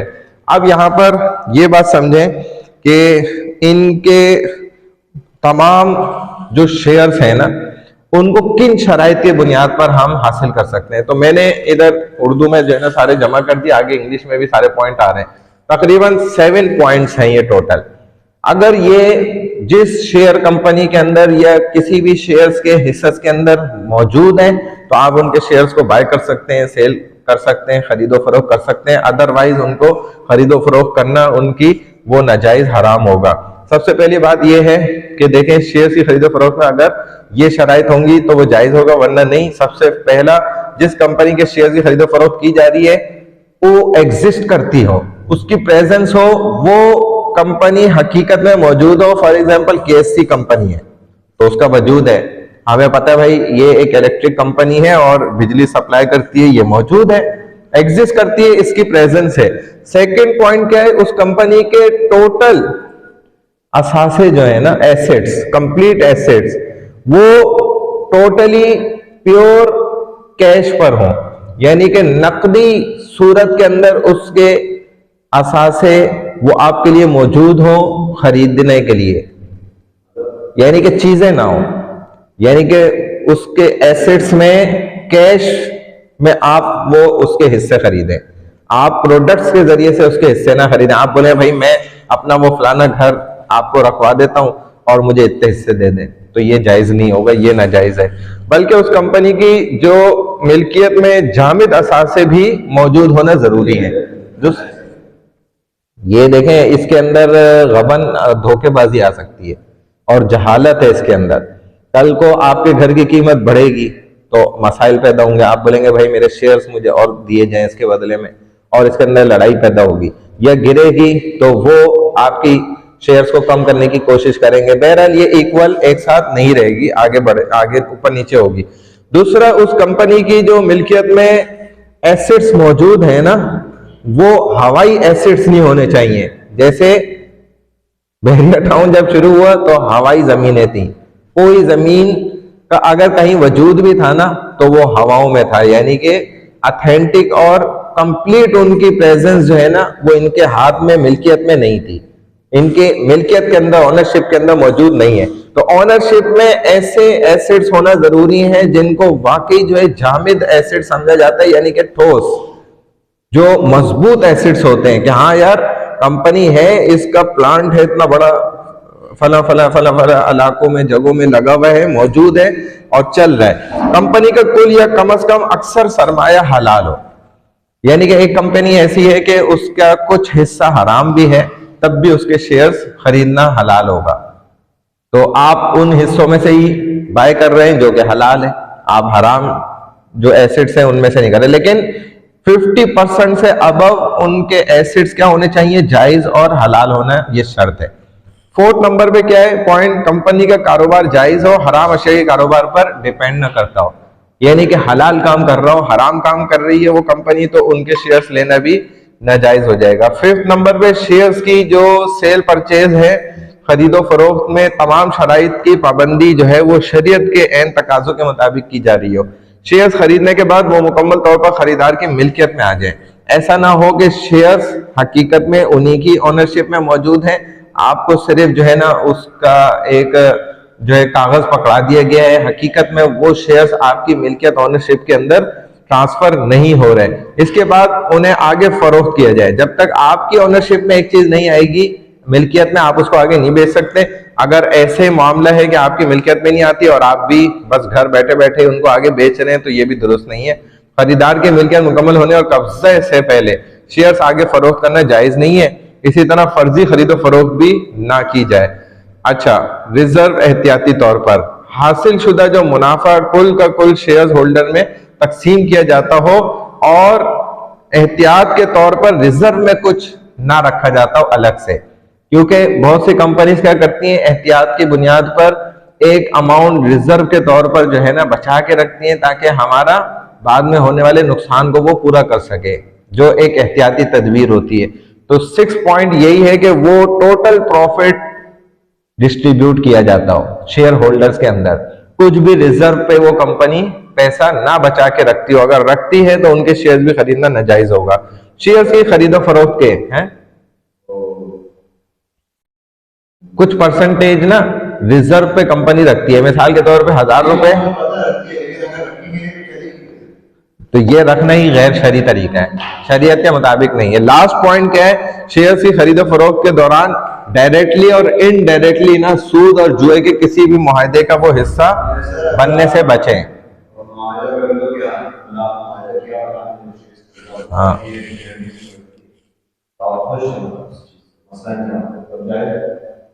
किस बात से खुश हैं? नहीं नहीं, ये शरीयत के पॉइंट ऑफ व्यू से गलत है। तो आप ऐसी ही कंपनी के शेयर्स नहीं खरीद सकते जो ये कहते हैं कि हम रिजर्व पे कुछ पैसा रखते हैं। जी हाँ, तभी तो देखें आगे ये, हाँ नहीं, फिर भी बहुत कम कंपनीज ऐसी हैं, ये सारा कुछ मैंने आपको बता दिया।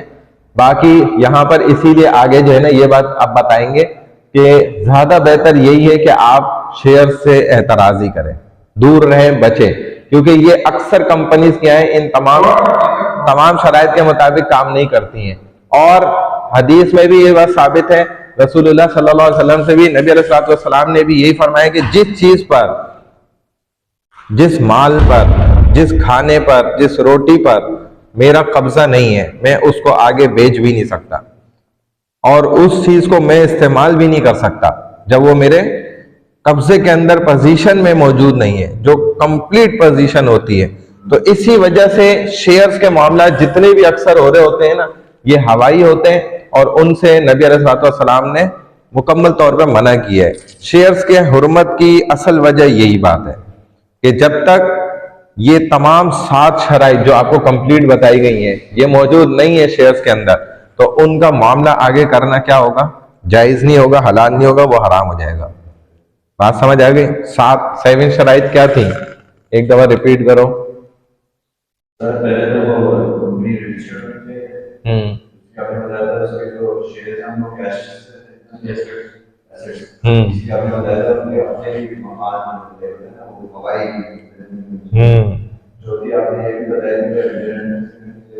कंपनी का जो सरमाया है वो क्या होना चाहिए, हलाल होना चाहिए।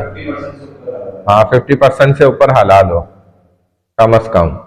इसी तरह जो शराइत पाई जाती हैं शेयर्स के सेल परचेज के लिए बाय शरिया लॉस, वो फुलफिल होना जरूरी है। अगर वो कंप्लीट नहीं होंगी तो भी शेयर्स की खरीदो फरोख्त नाजायज है। यानी कि अगर पोजीशन नहीं आपके हाथ में आ रही और आप वो पोजीशन आने से पहले ही उस चीज को खरीद रहे हैं, बस कब्जा आपको नहीं मिल रहा, और खरीद के फिर आगे भी आप इसी तरह ही बेच रहे हैं जबकि आपको पोजीशन उसकी हासिल नहीं है, तो ये खरीदना आपके लिए भी गलत है।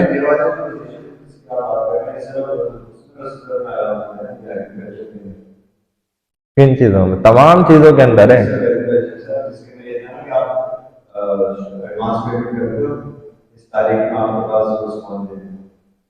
नहीं, ये सिर्फ उसके अंदर नहीं है, ये तमाम चीजों के अंदर है कि उसकी पोजीशन जिस तरीके से मार्केट के रवैये के मुताबिक आती हो। जैसे फॉर एग्जांपल बहुत सी चीजों की पोजीशन, कब्जा आपके हाथ में, ये जरूरी नहीं है कि वो चीज आपके हाथ में आ जाए।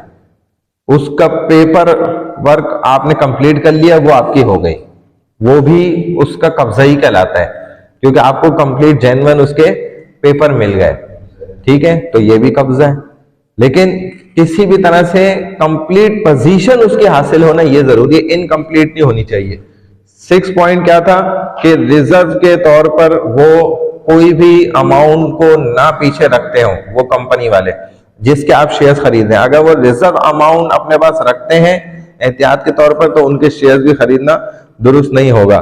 डायरेक्टली और इनडायरेक्टली किसी जुए या फिर किसी किस्म के और सूद के मामले में उनका एग्रीमेंट जो है, मुआहिदा शामिल ना होता हो तो उनके शेयर्स खरीदे जा सकते हैं। अदरवाइज उसके अलावा इन कंपनीज के शेयर्स नहीं खरीदे जा सकते जो किसी भी किस्म का सूद शामिल करते हैं या फिर उसके अंदर कोई भी जुए की कंडीशन अप्लाई होती है, तो ऐसे सूद के अंदर भी ऐसे शेयर्स को खरीदा नहीं जाएगा। समझ गए? हाँ, दोबारा ले रहा हूं।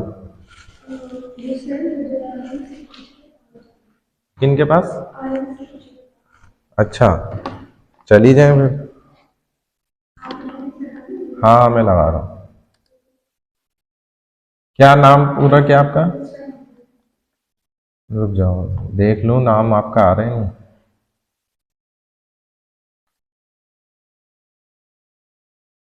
युसरा, बस ठीक है।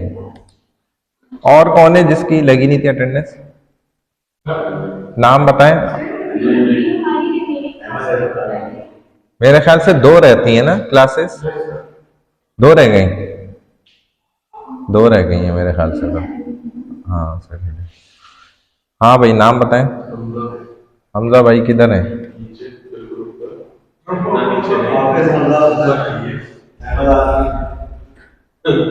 हाफिज हमजा, आप माशाल्लाह वाकई हाफिज हैं, जबरदस्त है।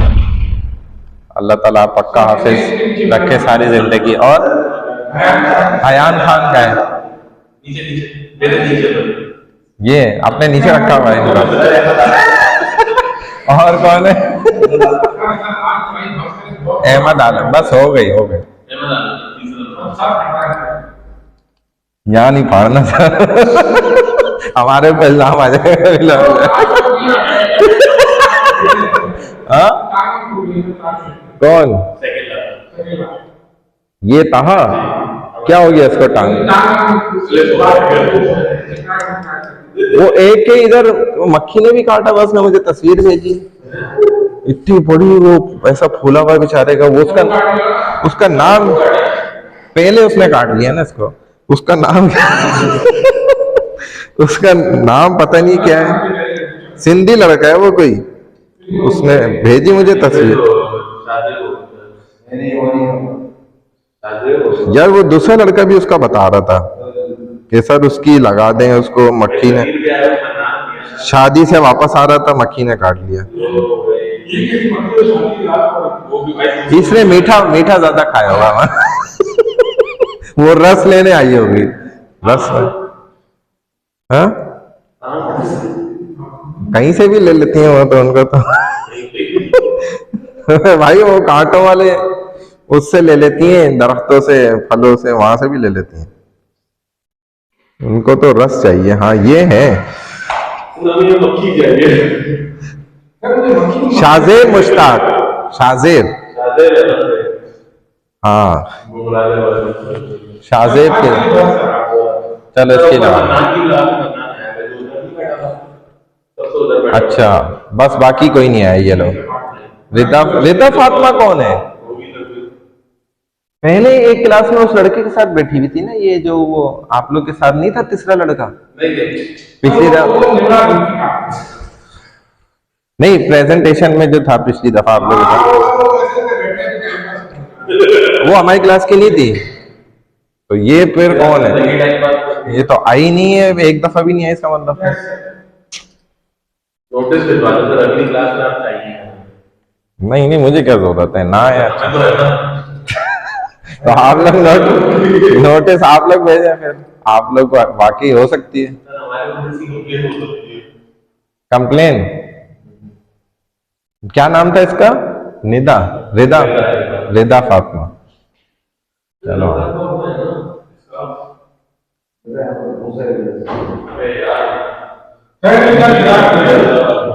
हाँ बस अभी निकलते हैं जरा सा, फौरन नहीं जाना वरना यूनिवर्सिटी वाले देखते हैं जरा।